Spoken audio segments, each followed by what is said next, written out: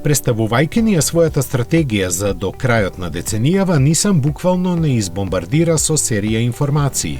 Наречена Амбиција 2030, низината ударна цел е зголемување на учеството на електрифицирани модели на 50% во продажниот микс, за што ќе бидат вложени 17,6 милиарди долари. Главниот ослонец за идната електромобилност на Нисан е Европа, каде процентот на електрични и хибридни возила треба да се искачи на 75% и тоа до 2026-та. Колку е тоа амбициозно, кажуваат плановите за останатите региони. Јапонија со 55% и Кина со 40%, додека пак во Америка се очекува истиот процент да биде достигнат при крајот на деценијата.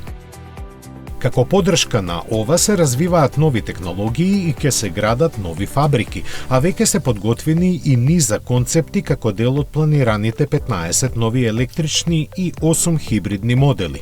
Единствен кој физички постои е кросоверот Chill Out, чиј развој се поврзува со иднината на фабриката на Нисан во Велика Британија.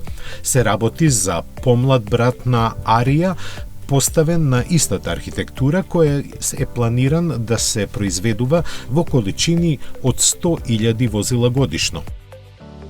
Останатите три концепти засега екзистираат само низ компјутерските неурони на дизајнерските студија и нивна цел е да ја прикажат општата насока на развојот на гамата. Тоа се компактниот родстер Max Out, пикапот Surf Out и кросоверот Hang Out. Нивната неизвестна судбина до реалноста ќе ја дели и независно покажаниот тркачки болид базиран на Арија.